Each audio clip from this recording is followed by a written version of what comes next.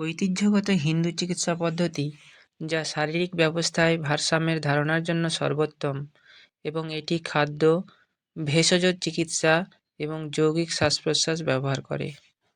আয়ুর্বেদ হল ভারতীয় উপমহাদেশে ঐতিহাসিক শিকড় সহ একটি ছদ্ম বৈজ্ঞানিক চিকিৎসা পদ্ধতি। আয়ুর্বেদ ঐতিহ্য থেকে প্রাপ্ত বিশ্বায়ন এবং আধুনিকরণ হল এক ধরনের বিকল্প চিকিৎসা। আয়ুর্বেদ হল প্রাচীন ভারতের ঐতিহ্যবাহী ওষুধের পরিভাষা। আয়ুর্বেদ মানে জীবনের অধ্যয়ন। ভারতীয় দর্শনশাস্ত্র অনুসারে এই মহাবিশ্ব 5টি বেসিক এলিমেন্টস বা পঞ্চমহাভূতের সমাহারে গঠিত। এগুলি হল ক্ষিতি, অপ, তেজ, মরুত এবং বোম। পঞ্চমহাভূতের ভূত কথাটি সংস্কৃত ভূ ধাতু থেকে এসেছে। এর অর্থ প্রাপ্ত করা বা হওয়া অথবা অস্তিত্ব বা থাকা। আর মহাভূত বিষয়টা একটা উদাহরণ দিয়ে বোঝানো যাক। ধরুন, মাটি দিয়ে একটি মাটির পাত্র বানানো হলো। এই মাটির পাত্রটি হলো ভূত। এখন মাটির পাত্রটি ব্যবহারের পর ফেলে দিলে সেটি কিছুদিন পরে আবার মাটির সঙ্গে মিশে যায়। অর্থাৎ যা থেকে সৃষ্টি হয়েছিল তাতেই বিলীন হয়ে যাবে। অর্থাৎ মাটি বা পৃথিবী হলো এখানে মহাভূত। ঠিক তেমনিভাবে মানব শরীর তথা সমগ্র জীবজগৎ প্রধান 5টি উপাদানের সংমিশ্রণে তৈরি। পঞ্চমহাভূতের একটি বা একাধিক উপাদানের ভারসাম্য বিঘ্নিত হলে যেমন প্রকৃতিতে প্রাকৃতিক বিপর্যয় ঘটে, ঠিক তেমনি মানব শরীরেও নানা রকম গোলযোগ বা অসুখ বিসুখ দেখা দিতে পারে। তাই তো সাধক বলেছেন, যা আছে ব্রহ্মাণ্ডে তাহাই আছে দেহভাণ্ডে। পঞ্চমহাভূতের 5টি উপাদানের মধ্যে পৃথিবী হল নিরপেক্ষ বা নিষ্ক্রিয় উপাদান, জল এবং আকাশ হল নেগেটিভ বা ঋণাত্মক উপাদান, এবং অগ্নি ও বায়ু হল পজিটিভ বা ধনাত্মক উপাদান। এই 5টি উপাদান আমাদের দেহে সঠিকভাবে বা সঠিক অনুপাতে বজায় থাকলে দেহের বিপাক ক্রিয়া বা মেটাবলিজম যথাযথ বা সঠিক হয়, ফলে দেহ সুস্থ থাকে। বিজ্ঞানে আমরা পড়েছি, মানবদেহ তথা জৈব যৌগ কার্বন, হাইড্রোজেন ও অক্সিজেন এই 3টি বেসিক এলিমেন্টস দিয়ে তৈরি।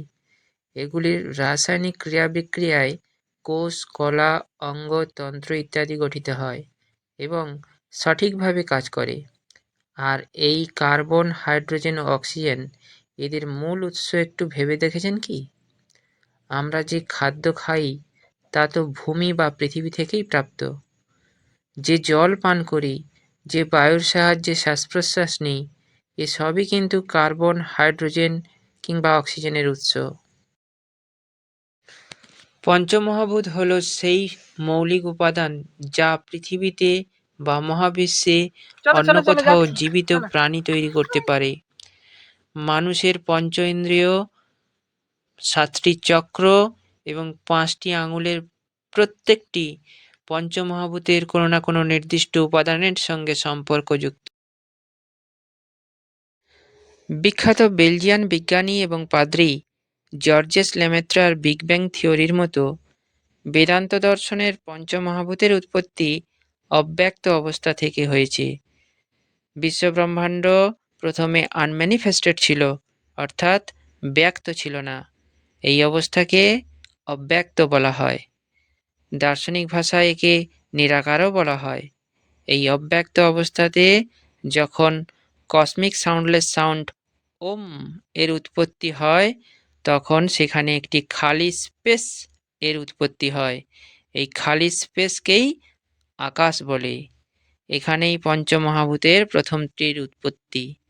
এই খালি জায়গাতে যখন কোনো উপাদানের মুভমেন্ট শুরু হলো ওং ধ্বনির কারণে, তখন দ্বিতীয় মহাভূত বায়ু অর্থাৎ এয়ারের উৎপত্তি হলো। কোনো কিছুর মুভমেন্টের জন্য বায়ুই দায়ী। এই বায়ু প্রবাহের ফলে বায়ুতে বায়ুতে পরস্পর ঘর্ষণের ফলে ওখানে হিট এবং লাইট তৈরি হলো। এই হিট এবং লাইট অগ্নি মহাভূতের জন্ম দিল। তারপর অগ্নি মহাভূত আকাশের কিছু পার্টিকেল লিকুইফাই করা শুরু করলো এবং ওখানে জল মহাভূতের উৎপত্তি হলো। এই জল মহাভূত যখন সলিডিফাই হতে শুরু করলো তখন পৃথিবী মহাভূতের উৎপত্তি হলো। এইভাবে একটা অব্যক্ত অবস্থা থেকে ব্যক্ত পঞ্চমহাভূতের উৎপত্তি কসমিক সাউন্ডলেস সাউন্ডের জন্য। আমি আগেই বলেছি বিশ্বব্রহ্মাণ্ডে যে কোনো বস্তু বা উপাদানের মধ্যে পঞ্চমহাভূতের উপস্থিতি বিদ্যমান, এবং এও বলেছি যে প্রত্যেক মহাভূতের উপস্থিতি আমাদের পঞ্চ ইন্দ্রিয়ের সাহায্যে উপলব্ধি করতে পারি। এখন বিষয়টা একটু সহজভাবে বোঝার চেষ্টা করি। ধরো তুমি বাজার থেকে পাকা আতা বা সবেদা কিনে এনেছো। এখন এটিকে আমরা স্পর্শ করতে পারছি, অর্থাৎ এটি বায়ু মহাভূতের অংশ। আমাদের চোখের সাহায্যে এটির আকার বা রূপ দেখতে পারি, অর্থাৎ এটি অগ্নি মহাভূতের অংশ। আমাদের জিহ্বার সাহায্যে এটির স্বাদ নিতে পারি, অর্থাৎ এটি জল মহাভূতের অংশ। এদের প্রত্যেকটির একটি বিশেষ গন্ধ আছে যা আমরা আমাদের নাকের সাহায্যে নিতে পারি, অর্থাৎ এটি পৃথিবী বা আর্থ মহাভূতের অংশ। কিন্তু এর মধ্যে কোনো শব্দ কি আমরা শুনতে পাই? তাহলে কি এর মধ্যে আকাশ মহাভূতের অস্তিত্ব নেই? কিন্তু থিওরি অনুযায়ী প্রত্যেক বস্তুর মধ্যে পঞ্চমহাভূত বিদ্যমান। তাহলে হ্যাঁ আছে, কিন্তু তা ডমিনেন্ট বা প্রচ্ছন্ন অবস্থায়। যেহেতু ফলটির মধ্যে খালি স্পেস কম, তাই শব্দের অনুভূতি আমাদের কানে জাগে না। কারণ শব্দ সৃষ্টির জন্য বিস্তারের জন্য খালি স্পেস দরকার। ঠিক যে কারণে ফাঁপা শামুক খোলের মধ্যে সুরেলা শব্দের সৃষ্টি হয়, কিন্তু নিরেট পাথরে তা হয় না। সুতরাং পঞ্চমহাভূত সম্বন্ধে ভালো করে জানতে হবে এবং সেই মতো জাতক জাতিকার শারীরিক সমস্যার সমাধান করতে চাইলে দ্রুত সাফল্য আসবে।